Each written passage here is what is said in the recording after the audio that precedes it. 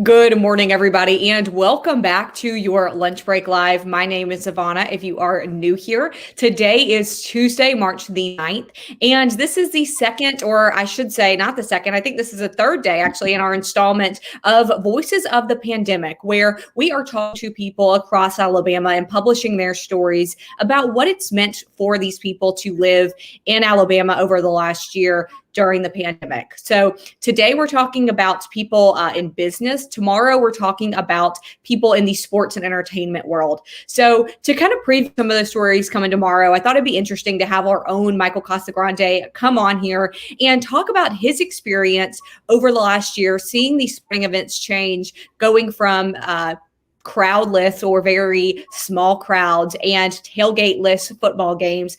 Give us a little bit of that insight and also tell us about what it was like when he was at the SEC tournament last year when things were beginning to shut down. So, Michael, thank you for coming on and giving us a little preview of what we can expect tomorrow. It's always a pleasure. So, Michael, we know this time last year you were at the SEC tournament, and this was right when things were really beginning to shut down, or there was kind of talk about it, right? I think the official kind of shutdown day that we're using here at AL.com was March the 13th. But in the days before that, there were some rumors. There were a little bit of kind of a flurry of what's going to happen. So I know you were at that tournament. Tell me what that was like being in that environment.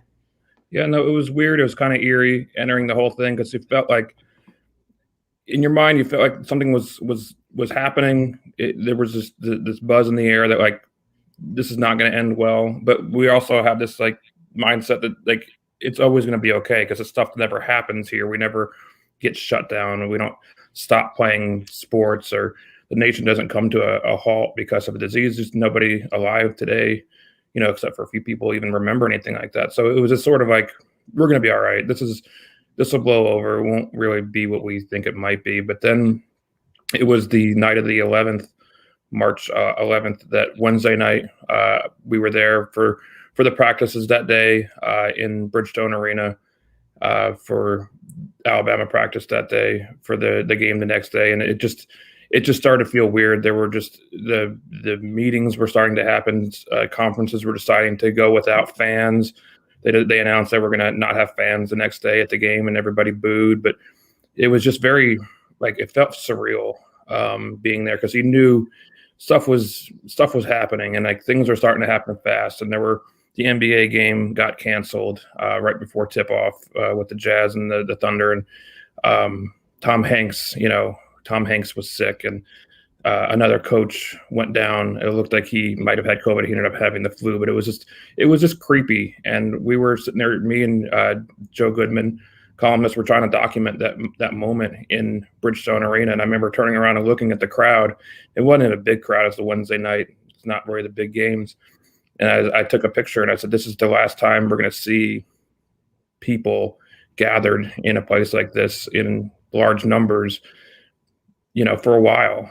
And it's been a year and we still, it's not going to be like that still. But we didn't know. And it was like that fear of the unknown of like, what's going to happen next. Cause it just felt it was very unsettling. It was the weirdest I've ever felt at a sporting event.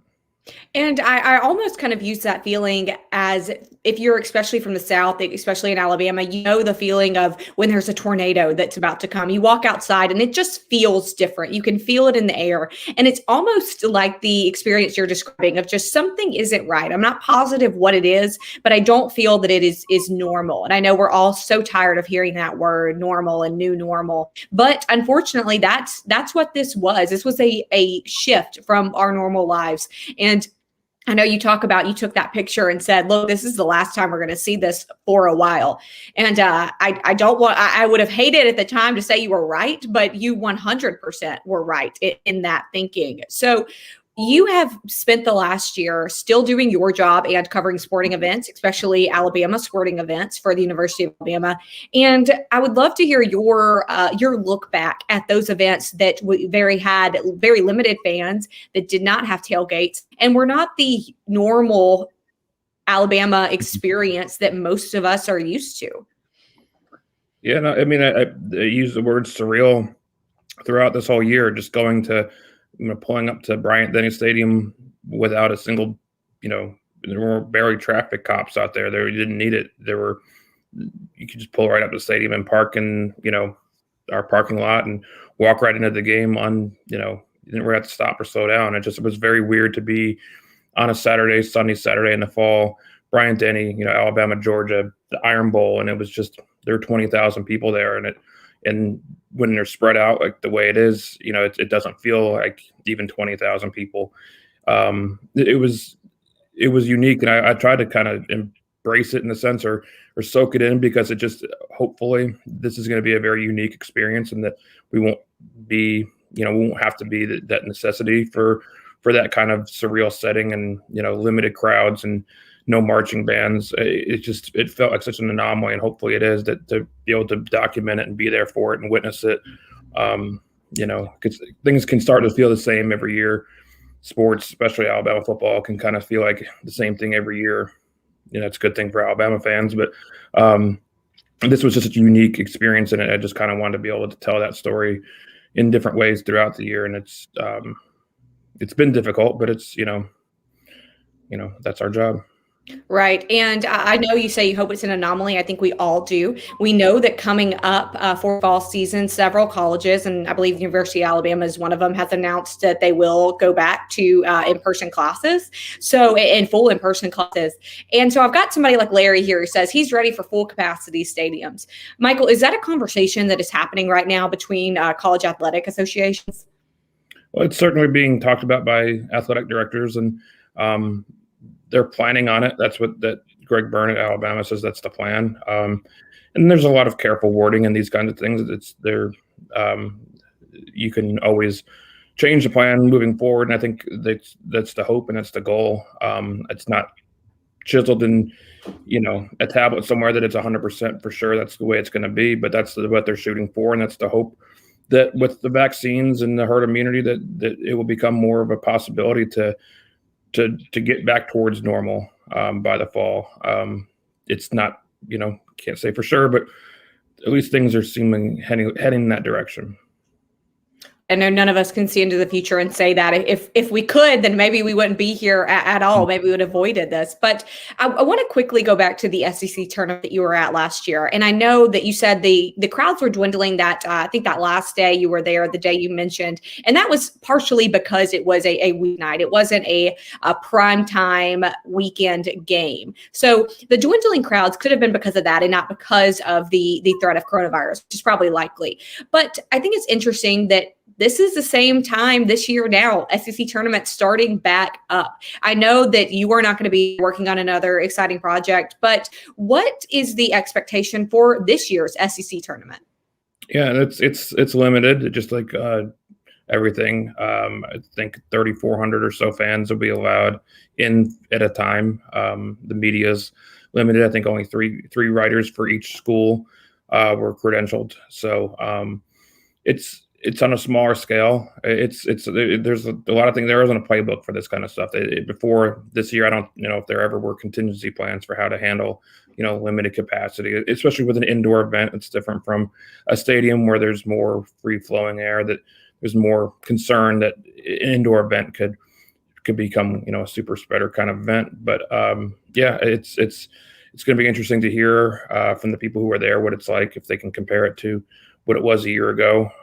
But it's the way it is. I know there's still complaints. People still aren't happy that they're limited capacity. But I think, from everything we hear, everything we're told, we're nearing the finish line. You don't want to jump the gun there. You don't want to overdo it before fully ready. So, a little bit more patience, I think, is kind of what people are, the leaders are asking for at this point. I think that's a wise statement. I know that patience has been a virtue forever, but especially in the past year, I think we've all had to learn a little patience, whether we liked it or not.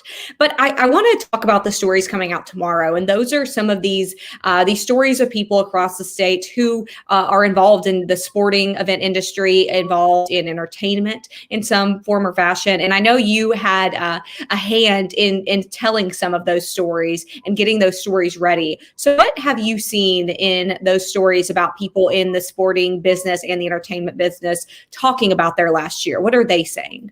Yeah, no, it's interesting because it's important to kind of put it on context with some of these other stories we've had in the different series. I mean, we're talking about healthcare workers and the people who were definitely on the front lines of this. That was everything. And there, with a lot of the stories we're writing about in the sports and entertainment world, they're more. It's inconvenience. It's frustration, but it's not necessarily life and death concerns where people are, the threat of dying and seeing the death every day. I think it's important to put it in context that it's a convenience thing, and it stinks, and it's not fun for people, and it's an escape. Sports entertainment is what we go to get away from the realities of what's going on right now, and it's been tough to kind of find that salvation in these events that have been canceled or postponed or not what they usually are. But it's people trying to tell the story of what it's like to be a fan, to be we have the AHSAA commissioner, executive director Steve Severese, what it was like for him to lead. There's an NFL player from Oxford that plays for the Cleveland Browns that was talking about the testing regimen. So there's been a lot of adaptation and inconvenience, but I think everyone's, they're fighting through it. They're getting through it and trying to bring people some entertainment in these times that are, challenging. No, I think that I know the story you're talking about. I think that one is going to be a big talker. I know we have several former college football players. We've got at least one pro football player at this point, and at least one college football player at this point telling us their stories that will be released tomorrow. Sorry, I keep looking down. I've got a cat under me who is wanting attention. So it's the working from home life that we're all unfortunately used to. I've got Dana saying that he is ready for concerts to start up again. Dana, I don't think you're alone in that one. I think we are all we're all at that point. So we'll just keep covering this, and hopefully once we get past your point, as Michael said, we'll use a little more patience and get to that point by fall. Got a comment here from our friend Elizabeth who says, "Thank you for your continued top-notch coverage, Michael." So I will echo that. Michael, thank you for all your work over the past year covering these sporting events and giving us a little bit of entertainment at a time when we desperately need it. Well, it's been interesting. It's been frustrating at times, but it just kind of try to put it all in perspective that there are a lot more serious things going on. But hopefully that these sports. I know Alabama football brought a decent chunk of the state some happiness in the fall into January. So, we're here to tell the stories. Well, and like I said, you did a great job, Michael, but I hope you never have to do it again. I think a lot of people feel that way. So thank you, everybody. Please look forward to all of these stories on the sports and entertainment industry in our Voices of the Pandemic story available tomorrow on AL.com. Today, you can find all of our stories about the business sector and their voices as well. So, Michael, thanks again. And we will look forward to all of our sports coverage of the SEC tournament coming up this month. Thanks, Michael. Everybody, thank you so much for